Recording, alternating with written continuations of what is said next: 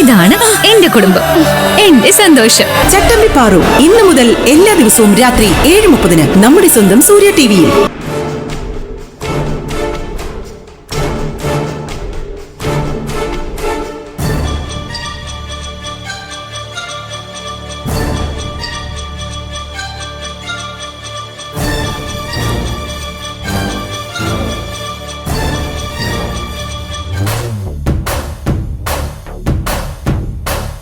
മുരുക, ആ പോകുന്നാണ് അനിതമാഷ്.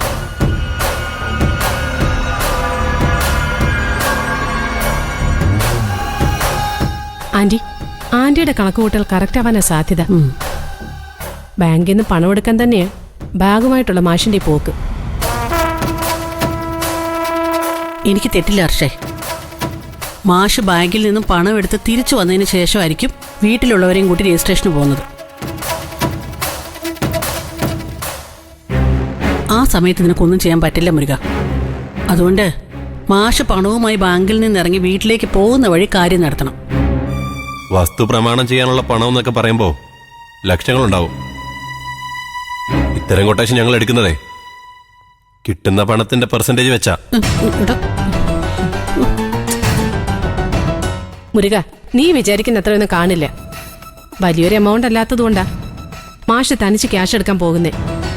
അല്ലെങ്കിലേ മാഷിന്റെ വരുമാനം കൂടെ ഉണ്ടാവേണ്ടതാ. അതെ, ഞങ്ങൾ അയാളുടെ പണം തട്ടിയെടുക്കാനൊന്നും അല്ല ഇങ്ങനൊരു പദ്ധതി പ്ലാൻ ചെയ്തത്. അയാൾ മോൾക്ക് വാങ്ങിക്കൊടുക്കാൻ പോകുന്ന വീടിന്റെ രജിസ്ട്രേഷൻ മുടക്കാനാ.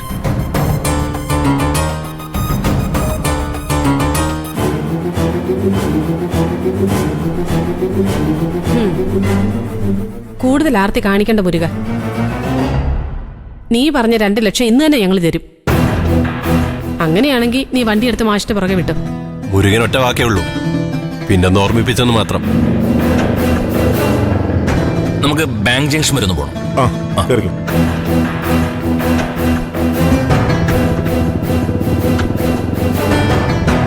വണ്ടി ഇറ.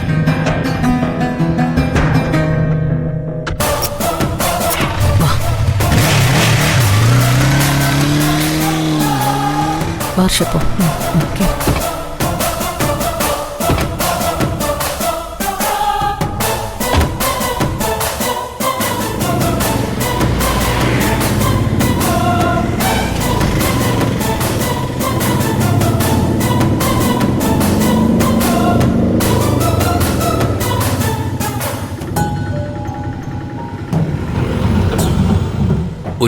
ഒരു 10 മിനിറ്റ് ഒന്ന് വെയിറ്റ് ചെയ്യണം. വെയിറ്റിംഗ് ചാർജ് ആണല്ലോ. ആയിക്കോട്ടെ. ബാങ്കിൽ നിന്ന് പൈസ എടുത്തുകൊണ്ട് വീട്ടിലേക്ക് പോകാനായിട്ടാ. ശരി മാഷേ, വെയിറ്റ് ചെയ്യാം.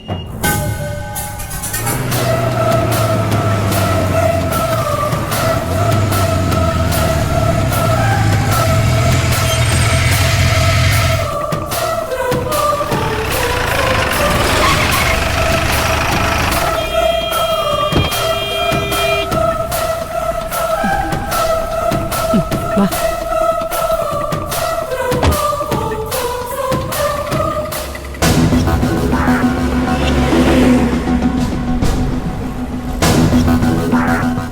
ആ ഓട്ടോയിൽ തന്നെയായിരിക്കും മാഷ് തിരിച്ചു പോകുന്നേ. റൂട്ടൊക്കെ മനസ്സിലായല്ലോ അല്ലേ? എല്ലാം ഓക്കെയാ.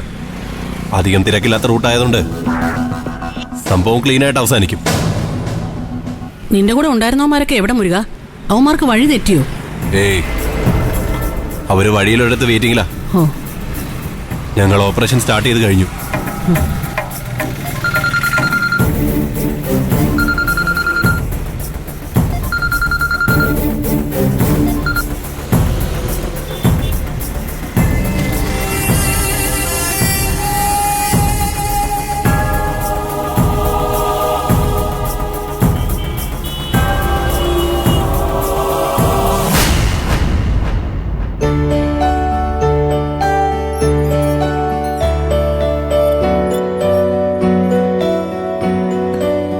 വരൂ മാഷേ.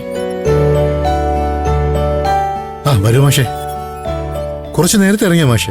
അതെ അതെ. ഒരു ടൈം പറഞ്ഞാൽ അല്പം മുമ്പ് എത്തുക എന്നുള്ളത് എൻ്റെ ഒരു ശീലമാണ്.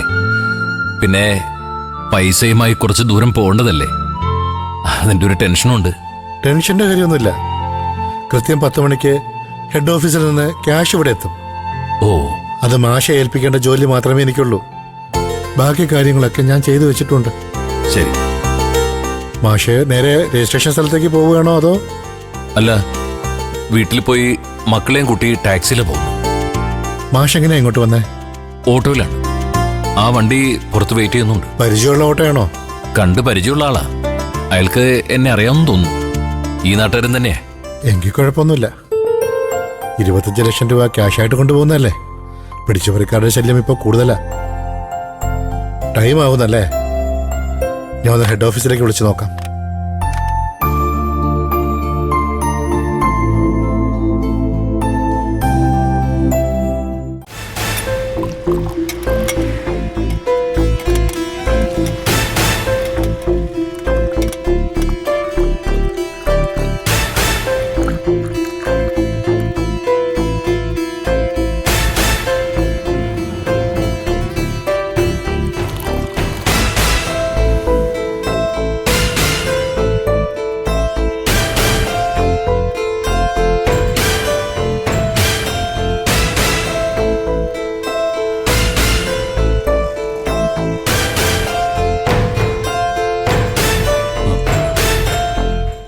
സത്യൻ പ്രതിഭയെ അവിടെ കൊണ്ടുവന്ന് നിർത്തിയതിനെ കുറിച്ച് ചോദിക്കാനായിരിക്കും അങ്കിൾ എന്നെ കാണണമെന്ന് പറഞ്ഞല്ലേ?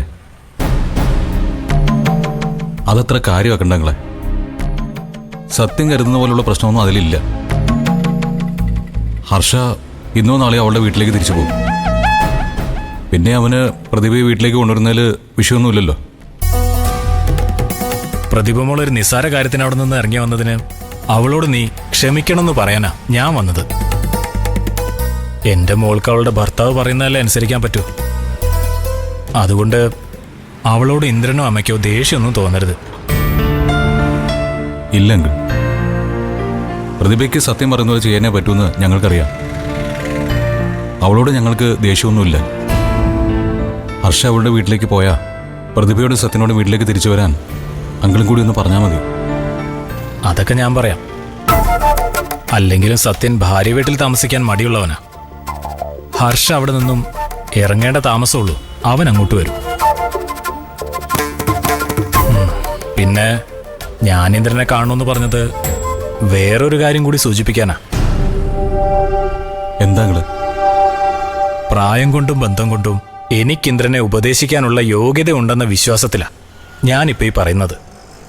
വേറൊന്നും എന്നോട് തോന്നരുത്. ഇല്ലെങ്കിൽ അങ്കിൾ പറയൂ. ഹർഷയെക്കുറിച്ചും രവിയെക്കുറിച്ചാ എനിക്ക് പറയാനുള്ളത്.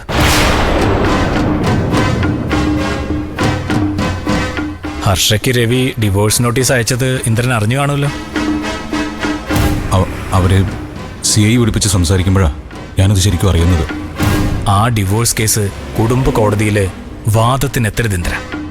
അതിനു മുൻപ് രവിയുമായി ഹർഷ ഒത്തുതീർപ്പിലെത്തുന്നതായിരിക്കും നല്ലത്. ഇല്ലെങ്കിൽ ഹർഷയ്ക്ക് കുഴപ്പമൊന്നും വരില്ല. അവൾക്ക് രവിയെ വിട്ട് പോകണമെന്ന് തന്നെയാണല്ലോ ആഗ്രഹം. പക്ഷെ ഇന്ദ്രൻ അവിടെ മാനം കെടും. ഞാനെങ്ങനെ മാനം കെടുന്നു? അവര് തമ്മിൽ പിരിയാൻ തീരുമാനിച്ചതിന് ഞാനാണോ കാരണക്കാരൻ? അതങ്ങനെ ആയിത്തീരാൻ സാധ്യതയുണ്ട് ഇന്ദ്ര. രവി വളരെ കരുതലോടെ ഇപ്പൊ കാര്യങ്ങൾ ചെയ്യുന്നത്. ഹർഷയെ കോടതി മുമ്പാകെ തൊലിയുരിച്ച് കാട്ടാൻ അവന്റെ കയ്യിൽ എന്തൊക്കെയോ തെളിവുകളുണ്ട്. ആ തെളിവുകൾ ഇന്ദ്രന് കൂടി എതിരായിരിക്കാൻ ഇടയുണ്ട്. രവി ആ തെളിവുകൾ കോടതിയിൽ കൊടുത്താൽ ഹർഷ ചിലപ്പോൾ അത് നിഷേധിക്കണമെന്നില്ല. അവൾക്ക് ഇന്ദ്രന്റെ കൂടെയാണ് ജീവിക്കാൻ താല്പര്യമെന്ന് പോലും ഹർഷ കോടതിയിൽ പറയാൻ ഇടയുണ്ട് ഇന്ദ്ര. അങ്കിൾ, അത് അവള് മാത്രം പറഞ്ഞാൽ മതിയോ? ഞാൻ കൂടെ അംഗീകരിക്കണ്ടേ? ഹർഷ എൻ്റെ ജീവിതത്തിലേക്ക് കൊണ്ടുവരണമെന്ന് ഞാൻ ഒരിക്കലും ആഗ്രഹിച്ചിട്ടില്ല. ഇപ്പോഴും ആഗ്രഹിക്കുന്നുമില്ല. ഇനി ഒരിക്കലും ആഗ്രഹിക്കുകയില്ല. അവളുമായിട്ട് എനിക്ക് സൗഹൃദമൊക്കെ ഉണ്ടായിരുന്നു. അതൊരു ശരി തന്നെ.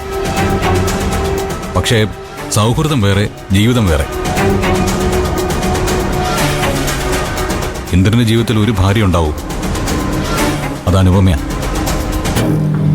അവളും ഞാനും പിരിഞ്ഞാലും ഇന്ദ്രന്റെ ജീവിതത്തിൽ ഭാര്യയുടെ സ്ഥാനത്ത് വേറൊരുത്തി ഉണ്ടാവില്ല. പക്ഷേ അമ്മയ്ക്ക് വേണ്ടി ചിലപ്പോൾ ഇന്ദ്രന് ഈ തീരുമാനം തിരുത്തേണ്ടി വന്നാലോ?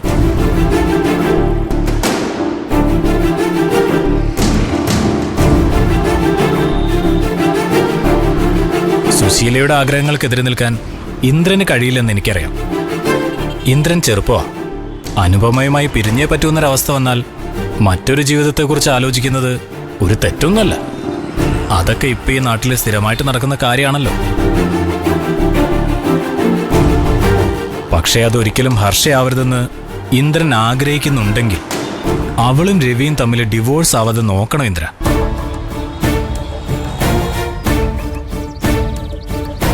സത്യത്തിൽ രവിക്ക് അവളുടെയും കുഞ്ഞിന്റെയും ഒപ്പം ജീവിക്കണമെന്ന് തന്നെ ആഗ്രഹം. ആ ആഗ്രഹം സാധിക്കുമെന്നറിയാനുള്ള അവന്റെ അവസാനത്തെ ശ്രമമാണിത്. ഡിവോഴ്സ് കേസ് കോടതിയിൽ എത്തുന്നതിന് മുമ്പ് ഒത്തുതീരുമെന്ന് തന്നെയാ രവി പ്രതീക്ഷിക്കുന്നത്. പക്ഷേ ഹർഷ കോടതി വഴി നീങ്ങിയാൽ രവിയും വിടില്ല. ദേ, അതോടെ എല്ലാം കൈവിട്ടു പോവാൻ ഇടയുണ്ട് കേട്ടോ. അത് തടയണം. ഞാൻ ഇന്ദ്രന്റെ നല്ലതിനു വേണ്ടിയാ പറയുന്നത്. ആ രീതിയിൽ തന്നെ ഇന്ദ്രൻ ഇതിനെ കാണണം. എനിക്ക് മനസ്സിലായി അങ്കിൾ. കുറച്ചു നാളായിട്ട് പല കാര്യങ്ങളും എൻ്റെ കയ്യിൽ നിൽക്കുന്നില്ല എന്ന് എനിക്കറിയാം. ആരുടെയൊക്കെ ചരടുവലിയിൽ ചലിക്കുന്ന ഒരു പാവയെ പോലെ ആയി പോകുന്നുണ്ട് ഞാൻ. പെട്ടെന്ന് ആ ചരട് പൊട്ടിച്ചെറിയാനും എനിക്ക് പറ്റില്ല എന്നറിയാം. ഏതായാലും ഞാനും അനുപമയും പിരിഞ്ഞാലും ഹർഷയും രവിയും പിരിയാതിരിക്കാൻ എന്നെ കൊണ്ട് കഴിയുന്നതെല്ലാം ഞാൻ ചെയ്യും. അതെന്റെയും കൂടി ആവശ്യമാണെന്ന് എനിക്ക് മനസ്സിലായി. മതി, അത് മതി. നമ്മുടെ അഭിമാനം നമ്മുടെ കയ്യിലല്ലേ. അത് തകർക്കാൻ മാത്രം ആരെയും അനുവദിക്കാതിരുന്നാ മതി. ഇന്ദ്രന്റെ മുമ്പിൽ ഇനിയും ഒരുപാട് ദൂരം ബാക്കിയുണ്ട്. അത്രയും കാലം ഇന്ദ്രൻ മനസ്സ് വച്ചാൽ അന്തസ്സായി തന്നെ ജീവിക്കാം.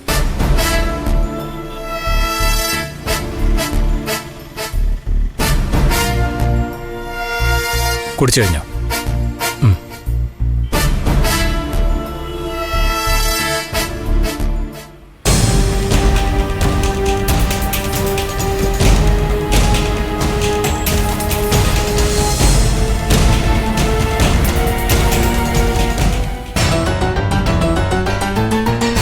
എല്ലാം ഓക്കെ.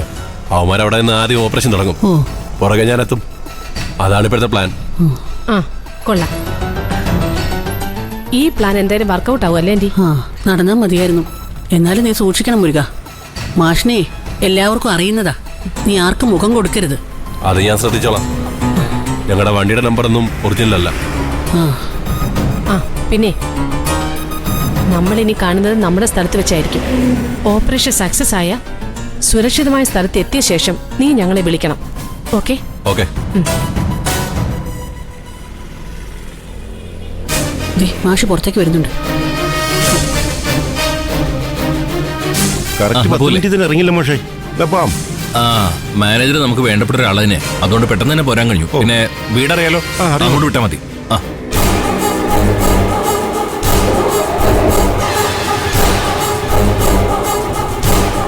ദേ ഓട്ടോ എടുത്ത് പോകുന്നുണ്ട്. നീ വേഗം ചെല്ല്.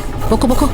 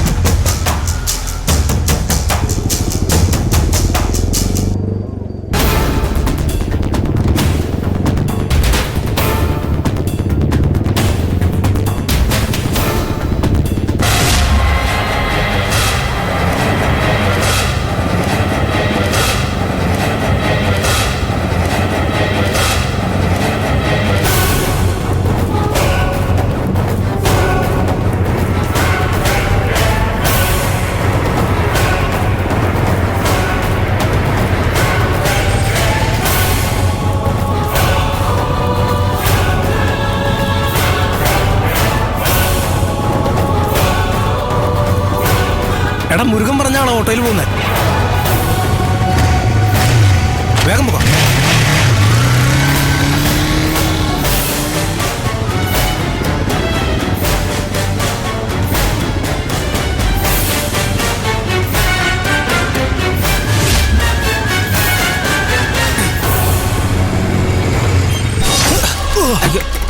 ഇവനൊക്കെ എവിടെ നോക്കി വണ്ടി ഓരോരുത്തമാര് ചാവനായിട്ട് കയറി വന്നോളൂ. അവർക്ക് കാര്യമായിട്ട് എന്തോ പറ്റുന്ന തോന്നുന്നത്. ഒന്നിറങ്ങി നോക്കാം. എന്താടോ നോക്കിയൊക്കെ ഓടിക്കണ്ടേ? ആ ബൈക്ക് ഓടിച്ചാലൊന്ന് പിടിച്ചെഴുന്നേപ്പിക്കും. എന്തെങ്കിലും പറ്റിയോ? എഴുന്നേക്ക് ഇങ്ങോട്ട് എഴുന്നേക്ക്. എഴുന്നേക്ക്. എന്താ പറ്റിയേ? കുഴപ്പമൊന്നുമില്ലല്ലോ.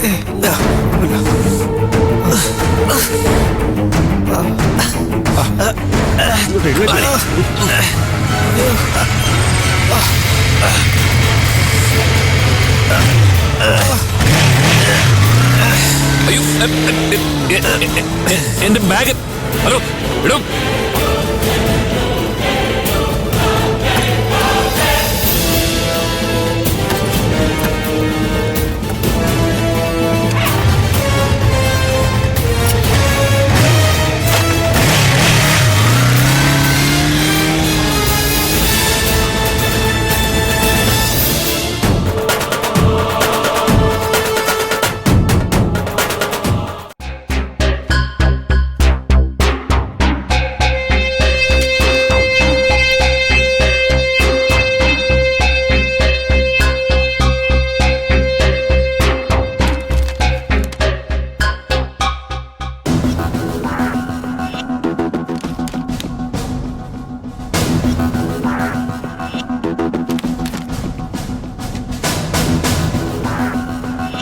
ഇത് ആ ഏജന്റും മറ്റവന്മാരും തമ്മിലുള്ള കളിയായിരുന്നെന്ന് എനിക്ക് ആദ്യമേ തോന്നിയിരുന്നു. പിന്നെ ദയ വന്ന് സൈൻ ചെയ്തപ്പോഴാ ഞാൻ വിട്ടത്. ഇനിയിപ്പോ ദയയല്ല യഥാർത്ഥ നോമിനി എന്ന് പ്രൂവ് ചെയ്യാൻ ശ്രമിച്ചാൽ ചിലപ്പോ ദയ തന്നെയായിരിക്കും ഒന്നാമത്തെ പ്രതി. അല്ല, ദയയുടെ അപ്പോഴത്തെ മാനസികാവസ്ഥ എങ്ങനെയാണെന്ന് കാണിച്ച് ഹെഡ് ഓഫീസിലേക്ക് ഒരു റിപ്പോർട്ട് കൊടുത്താ ഇനി പോസിബിലിറ്റി എളുപ്പമല്ല സർ. ഇത് കമ്പനിയുടെ അന്വേഷണത്തിലൊന്നും ഒതുങ്ങില്ല. അവര് പോലീസിൽ റിപ്പോർട്ട് ചെയ്യും. അന്വേഷണം വന്നാ ഇത് വലിയ ന്യൂസായിട്ട് മാറും. ദയ മെന്റൽ പേഷ്യന്റ് ആണെന്ന് ഈ ലോകം മുഴുവൻ അറിയും. അല്ല, അർഹതയില്ലാത്ത ആളാണ് നന്ദുവിന്റെ നഷ്ടപരിഹാരം വാങ്ങിയതെന്ന് പിന്നീട് എപ്പോഴെങ്കിലും തെളിഞ്ഞാൽ അത് ഇതിൽ വലിയ പ്രശ്നമല്ലേ? ഇവിടെ ഇരുന്നുകൊണ്ട് ഞാൻ പറയാൻ പാടില്ലാത്താണ്. നിങ്ങളായതുകൊണ്ട് പറയാം. യഥാർത്ഥ അവകാശി ഒറിജിനൽ ഡോക്യുമെന്റ്സുമായിട്ട് വന്നെങ്കിലല്ലാതെ ഇതൊന്നും ഒരിക്കലും തെളിയിക്കാൻ പറ്റില്ല. പിന്നെ എന്റെ അഭിപ്രായം, ഇങ്ങനൊരു കാര്യവുമായി ഒരിക്കലും കമ്പനിയെ സമീപിക്കാതിരിക്കുന്നതാണ് നല്ലത്. അതല്ല, നിങ്ങൾക്കിത് ക്ലിയർ ചെയ്തേ പറ്റൂന്നാണെങ്കിൽ ആദ്യം നല്ലൊരു അഡ്വക്കേറ്റിനെ കണ്ട് നിയമോപദേശം തേടണം. ശരി ഗോപ, ഞങ്ങൾ എന്തായാലും പെട്ടെന്നൊരു തീരുമാനം എടുക്കില്ല. എല്ലാ വശങ്ങളും ആലോചിച്ചിട്ട് തീരുമാനിക്കും. എന്തായാലും ഇത്രയും വിവരങ്ങൾ തന്നതിന് വളരെ നന്ദി. തീരുമാനം എന്താണെങ്കിലും എന്നെ ഒന്ന് അറിയിക്കണേ സാർ. Of course. എന്നാ ഞങ്ങൾ ഇറങ്ങണ്ടേ? ഓക്കെ, ശരി സാർ. ശരി ശരി എന്നാ.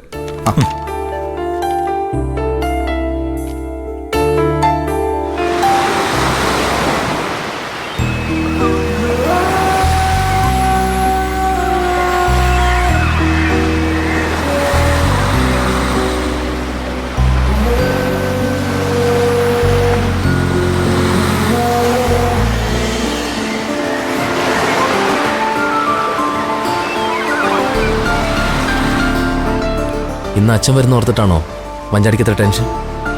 അച്ഛൻ നല്ലൊരു കാര്യത്തിലല്ലേ വരുന്നേ. അനുചേച്ചിക്ക് സിറ്റിയിൽ ഒരു വീട് സ്വന്തമായിട്ടുണ്ടായാൽ മഞ്ചാടിക്ക് നല്ലതല്ലേ?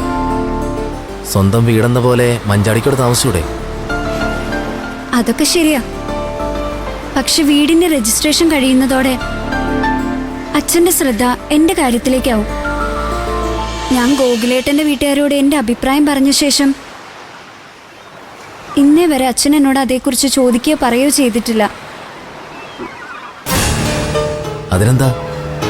നിന്റെ വ്യക്തമായ അഭിപ്രായം അറിഞ്ഞു കഴിഞ്ഞാൽ പിന്നെ അതിനെക്കുറിച്ച് വേറെ ചോദിച്ചിട്ട് കാര്യമില്ലെന്ന് അച്ഛന് തോന്നിക്കാണും.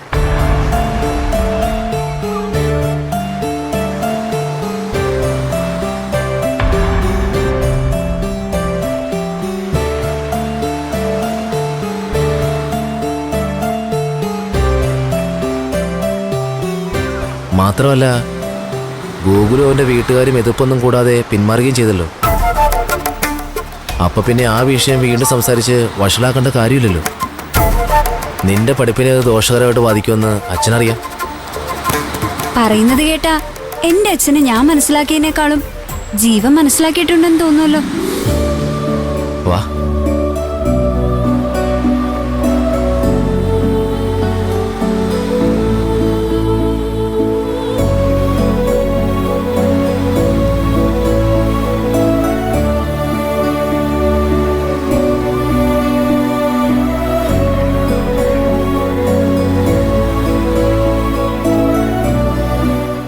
വിചാരിക്കുന്ന പോലെ ഒരാളല്ല എൻ്റെ അച്ഛൻ. ജീവിതത്തിൽ നല്ല കണക്കൂട്ടലുകളും ലക്ഷ്യബോധവും ഉള്ള ആളാ. മക്കളുടെ നല്ലതിനു വേണ്ടി മാത്രമേ അദ്ദേഹം എന്തും ചെയ്യൂ. പക്ഷെ ബാക്കി മക്കളൊക്കെ അച്ഛനെ അംഗീകരിച്ചതുപോലെ ചില കാര്യങ്ങളിൽ എനിക്ക് അച്ഛനെ അംഗീകരിക്കാൻ പറ്റുന്നില്ല. പ്രത്യേകിച്ച് ഭാവിയിൽ നമ്മൾ ആരുടെ കൂടെ ജീവിക്കണം എന്ന കാര്യത്തിൽ.